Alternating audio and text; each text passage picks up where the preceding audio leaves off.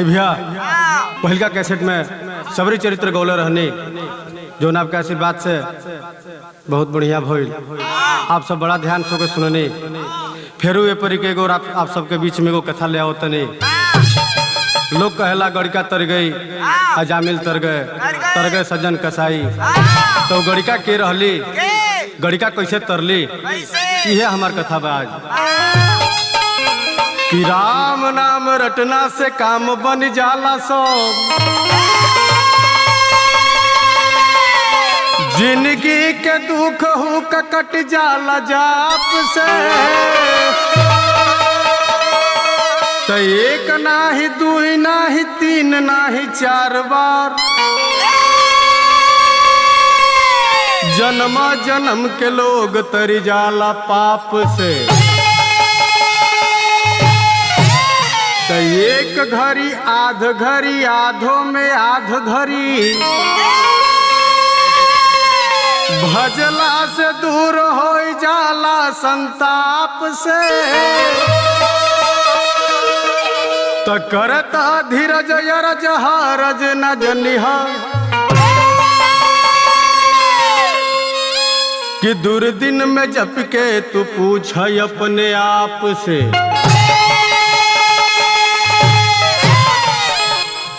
दुख में सुमिरन सब करे सुख में करे ना कोई, जो सुख में सुमिरन करे दुख काहे को होए। यही सन हमारी के राम मंत्र हो कि एकरा के हर समय जपो। आध घड़ी एक घड़ी एक दिन दो दिन चार दिन जब मौका लागे तब जपो, उहे तहरा संगे जाई भाई। उसने कहानी रो सबके सुनावतानी कि कहतानी गो कहानी पढ़ी के मुँह जबानी। सुन न सुन स्रोत ज्ञानी हो कि कथा परमानी मिलल बा।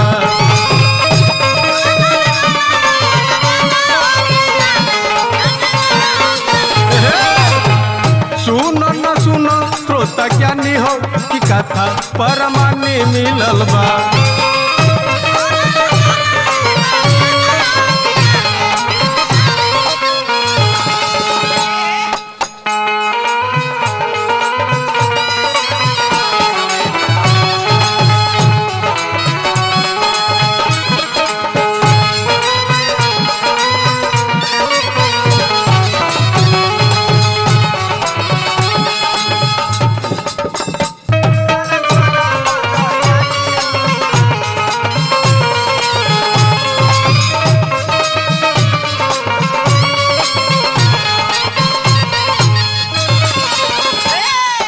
कीकर कथा शहर में रहली एगो बेस्या बेस्यालय में गइल न रहली कबो पढ़े विद्यालय में।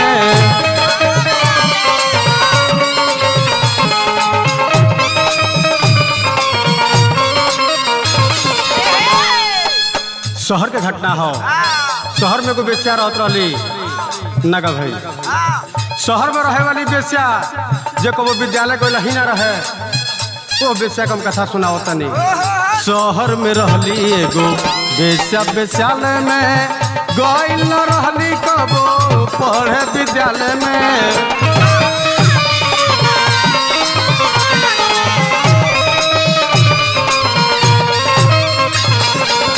रहली गुड़वा के खानी राम के दीवानी। धीरज न बुझी हो न दानी हो कि कथा परमानी मिलल बा।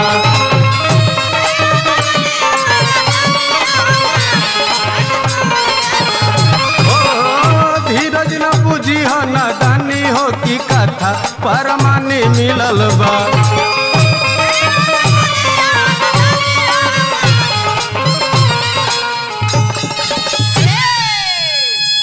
कथा को परमानी मिलल बटे कहाँ से भक्त अंक से। एगो जीवंती नाम के बेस्या रहली जो उनकी शहर में रहत रहली, पढ़ल लिखल ना रहली, शरीर बेच के अपन गुजारा करत।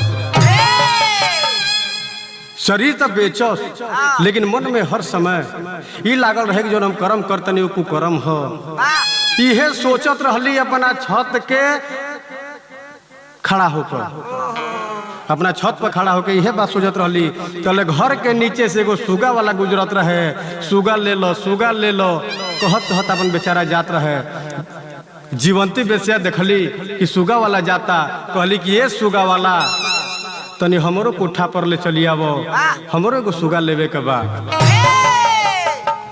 गईल सुगा वाला गईल हो जा। सुगा वाला से कहली कि बताओ तार सुगा कोई पैसा के। सुगा वाला कहलस कि ये जीवंती ये तरी तो दुनिया के हम 10 रुपया के सुगा दिले, लेकिन तहरा के 8 रुपया के देता नहीं।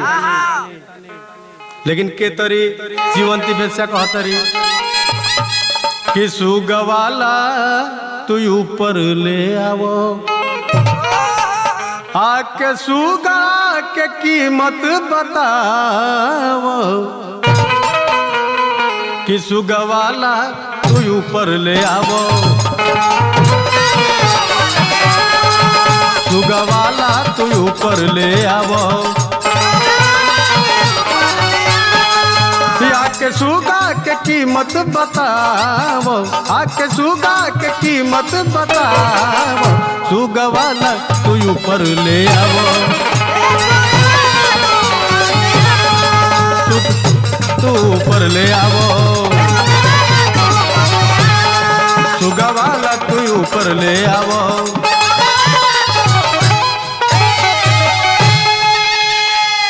जीवंती बेसिया कहतरी कि सुनो उरेब सुरेब हमसे पैसा मत मांगो, बड़ा नरकी काम करी ले तब जाके 2 पैसा कमाई ले। कम से कम ओकर महत्व बुझ कि वाजिब जे दाम होखे दाम तू बतावो, राम से डेरा जनी अधिकार लगावो,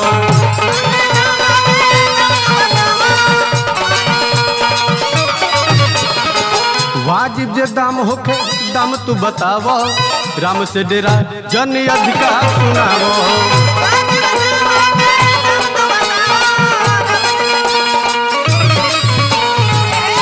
राम से डेरा ओजा जइबा त का कहबो, के तरी हिसाब ओजा देबो, कितना ठगले बड़ो। वाजिब जे दाम होखे दाम तू बतावो, राम से डेरा जनी अधिकार सुनावो,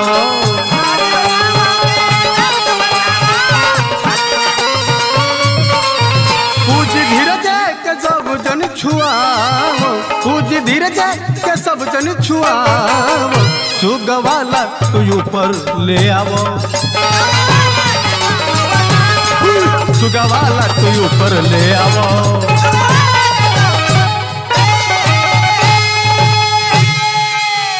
जयंती बेसिया के इतना धार्मिक बात सुन के सुगो वाला का लागल कि चलो सबका के तो ठगते बानी, एक तनी कम में पूंजी में दे दी। सुगा बेचे वाला जीवंती बेसिया के देके सुगा चली गई।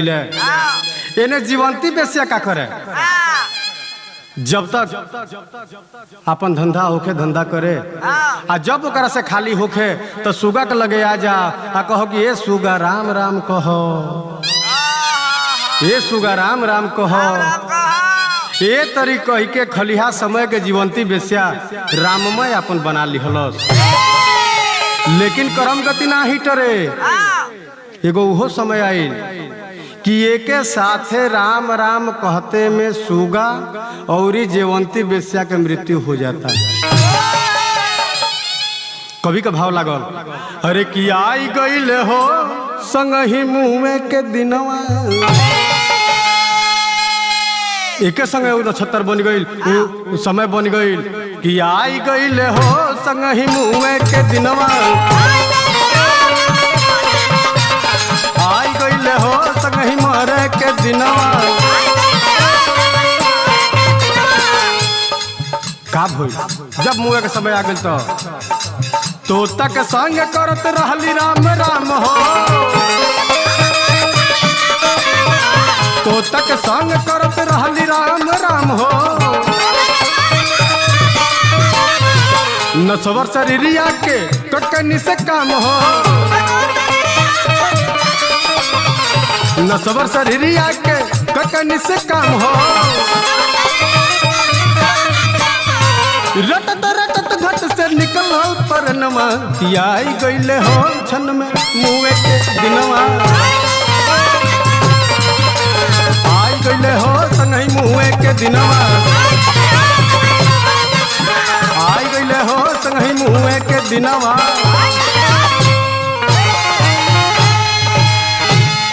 उ घड़ी आ गईलू समय आ गईल एके साथे जीवंती बेस्या और सुगा के प्राण पखेरु उड़ गईल जम के दूत अइले अपन फांस लगौले आ दोनों के प्राण लेके जाए लगले तले का भइल एगो गोड़ऊ के लइया गईल अरे की फसरी लगौले हो फसरी लगौले जम जी के दूतवा हो फसरी लगौले अरे जम जी के दूतवा हो फसरी लगौले जम जी के दूतवा हो फसरी लगौले पूर्व जनमावा के कइल करमावा पूर्व जनमावा के कइल करमावा देख के सोचल ले जाई जमधामवा पतन में विष्णु के दूतवा रोकवले पतन में विष्णु के दूतवा रोकवले फसरी लगवले हो फसरी लगवले फसरी लगवले हो फसरी लगवले फसरी लगवले हो फसरी लगवले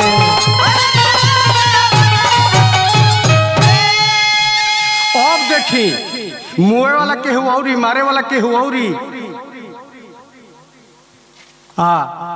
इने जम जी के दूत फांस लगौले बड़े जीवंती या सुगा के लाश लेके जाते रहे ओही बीच में विष्णु दूत भी आ गई विष्णु जी के दूत कहले कि सुना ये हम कहाँ लेके जाते रहे दोनों के जम के दूत कहले कि सुना हम जमपुर लेके जाते नहीं यानी के पाप कर्म रहा जौना के चलते यानी के लेके जाता नहीं विष्णु दूत कहले कि सुन कम जानकारी खतरनाक हो खेला तू एक जन्म के पीछे पड़ल बड़ो यानी के पहला कर्म देखो कितना बढ़िया काम कैले बड़ा सो यही से हम आइल बनी यानी के हम विष्णु लोक लेके जाए दोनों दल में यम दल विष्णु दल दोनों दल में मारा मारी होखे लागल कि दोनों दल में होखे लागल मारा मारी तलवारी आयकारी ले कि दोनों दल में होखे लागल मारा मारी तलवारी आयकारी लेके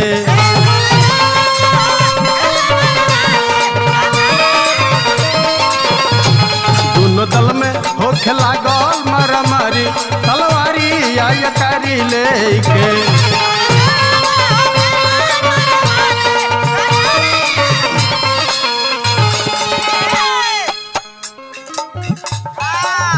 जमदूत पिटल गईले बहुत नु भारी मृत्यु लोक बेस्या के अटारी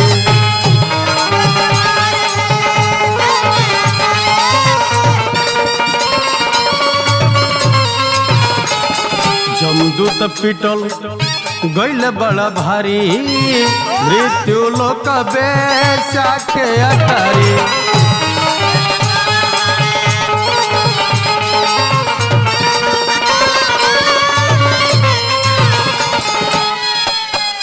जमदूत पिटल गईले बड़ा भारी मृत्यु लोक बेस्या के अटारी तब कब होइल दूत भाग अइले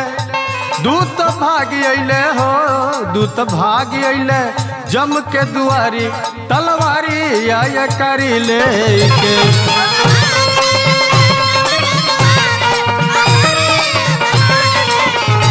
दूत भाग अइले जम के दुआरी तलवारी आय करी लेके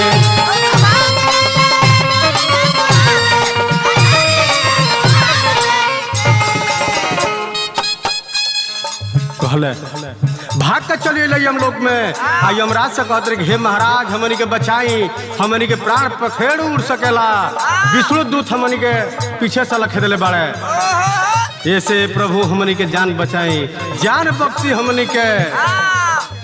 कहले धाई धाई महाराजा विष्णु दूत घाव दिल बड़े ताजा।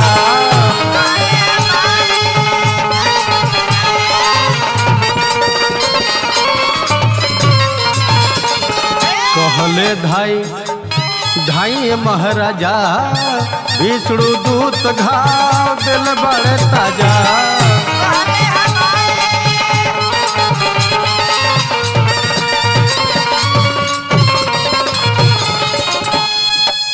तब कहले गे नाथ हे यमराज हे प्रभु रउए के सहारे हमनी के जिंदगी बाची, बड़ी मार पीट के हमनी के खेदले बड़े विष्णु के दूत लोग। धीरज तेज के कहले एक बारी तलवारी या यकारी लेके।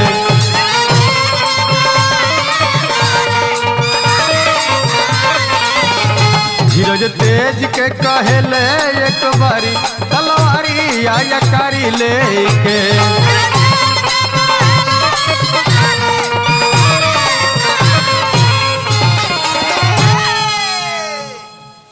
इतना सुन के यमराज कहले का अरे तहनी के ओ आत्मा का पकड़ के लिए बड़ा सा जो राम नाम मरत समय कहले बिया, अंत समय में जे राम राम कहलेला ओकर तरन तारा हो जाला। रे बेवकूफो, अरे बेवकूफो इतना तो समझो कि जो मरते समय राम राम कह लिया उसका इस जिंदगी से तरन तारा हो गया। ये क्या कर दिए तुम लोग। आगे यमराज फेरू कहता रहे जौन मुख से अंतिम घड़ी रम नाम आ गइल कि पाप कट गइल पुण्य तो तमाम आ गइल। कि जौन मुँह से अंतिम घड़ी राम नाम आ गइल गइल पुण्य तो तमाम आ गइल। पाप कटी गइल पुण्य तो तमाम आ गइल।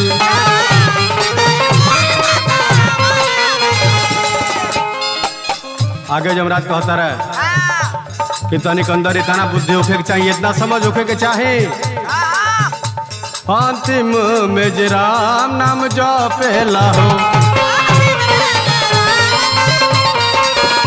बुझिया साधु महात्मा नियर तपेला हो।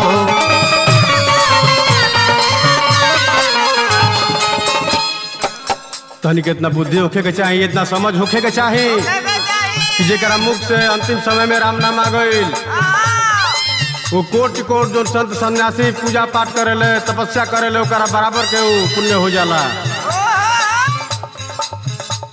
अंतिम में जे राम नाम जपेला हो बुझिया साधु महात्मा नियर तपेला हो।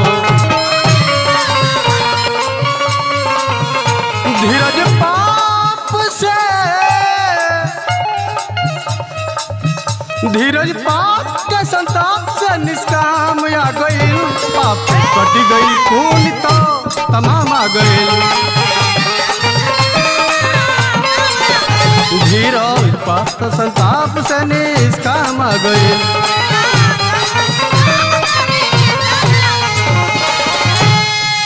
इतना समझा बुझा के यमराज अपना दूत लोग के शांत कैले और खुद माफी मांगे खातिर विष्णु जी के धाम जाता रहे आ कहते रहे कि हे प्रभु हमारा गण लोग से गलती हो गई बा, एकरा के माफ करी। आ हमरा और विनती करतनी कि हे करुणा कर दया निधे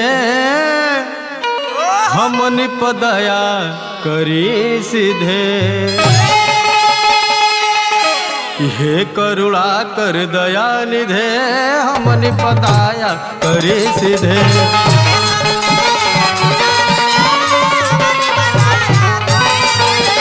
हे करुणा कर दया निधे हमन पदाया करे सीधे।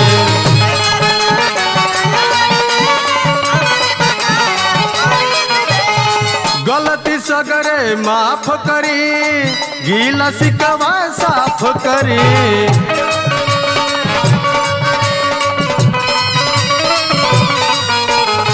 गलती सगरे माफ करी गीला सिकवा माफ करी। रउवे से विधि हवे विधे हमन पदाया करी सीधे।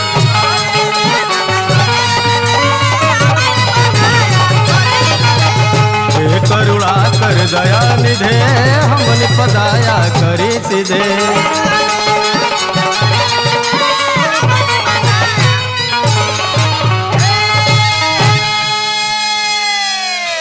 यह तरीका से वो जीवंती बेस्या हाँ सुगा दोनों राम राम कहला के चलते तरी गईले। यह हमनी के राम नाम के महिमा हो।